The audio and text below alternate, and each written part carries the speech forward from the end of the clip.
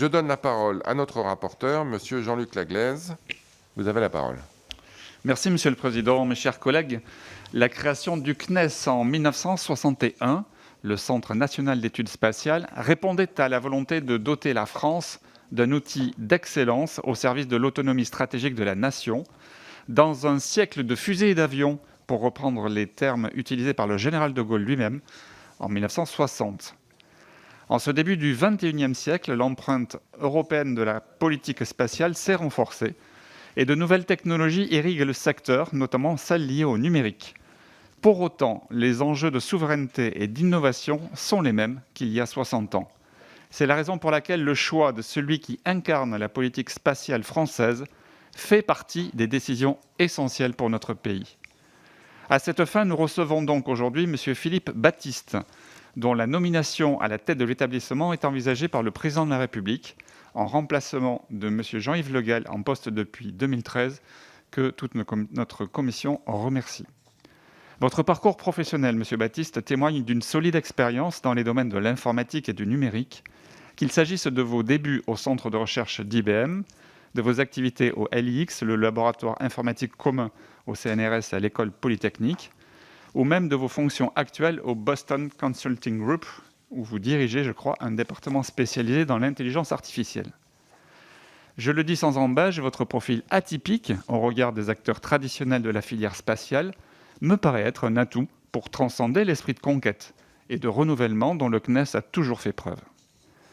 Les défis sont immenses, comme vous l'avez souligné dans les réponses, complètes et directes, que vous avez bien voulu apporter au questionnaire que je vous ai transmis en fin de semaine dernière. Le premier de ces défis sera de maintenir, au profit de l'Europe, une capacité autonome et compétitive d'accès à l'espace, ce qui suppose l'achèvement du projet de lanceur Ariane 6. Sur ce point, nous n'avons pu que déplorer les dégâts immenses provoqués par la crise sanitaire, qui a durement affecté le chantier du pas de tir en Guyane. Le retard pris intervient alors que l'économie de l'espace est en pleine recomposition, avec l'affirmation de nouveaux acteurs privés tels que SpaceX et la montée en puissance de segments de marché à haute valeur ajoutée, avec les constellations de satellites en orbite basse ou encore les applications spatiales. Le deuxième de ces défis consistera précisément à mettre le CNES au service de cette nouvelle économie de l'espace, le New Space, comme on dit en anglais. À cet égard, je note avec satisfaction que le soutien à l'innovation et le renforcement des partenariats avec les startups du numérique font partie des priorités d'action que vous entendez porter au nom de l'établissement. Le troisième défi est cette fois d'ordre militaire. L'espace est devenu un terrain où l'on se bat au sens premier du terme, même si ce combat n'est pas toujours visible du grand public. Dès lors, l'installation au Centre spatial de Toulouse du commandement militaire de l'espace va indéniablement dans le bon sens.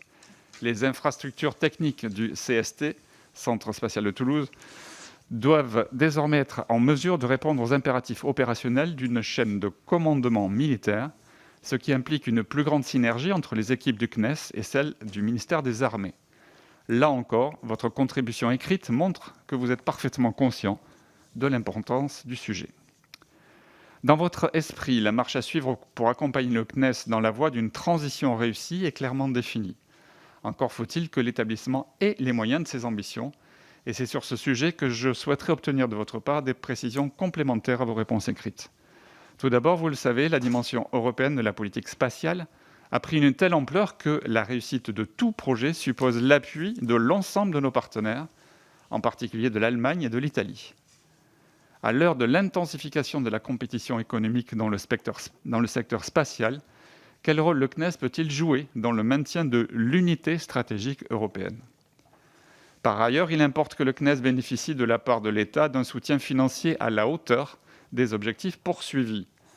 Si, comme vous l'avez indiqué dans votre contribution, ce soutien paraît acquis pour l'achèvement du projet de lanceur, pensez-vous que le budget du CNES lui permettra de mettre en œuvre les autres priorités que vous affichez ? Mes chers collègues, la décennie qui vient de s'ouvrir est une période de bouleversement, pleine de menaces, mais aussi riche en opportunités pour le CNES, et j'espère que celui-ci sera en mesure d'en tirer profit au service des intérêts de notre pays. Quoi qu'il en soit, je vous remercie encore une fois, Monsieur Baptiste, pour la clarté et la qualité de vos réponses écrites, qui ont été transmises très rapidement en dépit de délais très contraints. En tant que rapporteur, mais aussi en tant que député de Toulouse, et coprésident du groupe d'études secteur aéronautique et spatial de l'Assemblée, j'ai le plaisir d'exprimer un avis favorable à votre nomination en qualité de président du CNES. Je vous remercie, Monsieur le Président, mes chers collègues, pour votre attention. Merci, monsieur le rapporteur. Alors,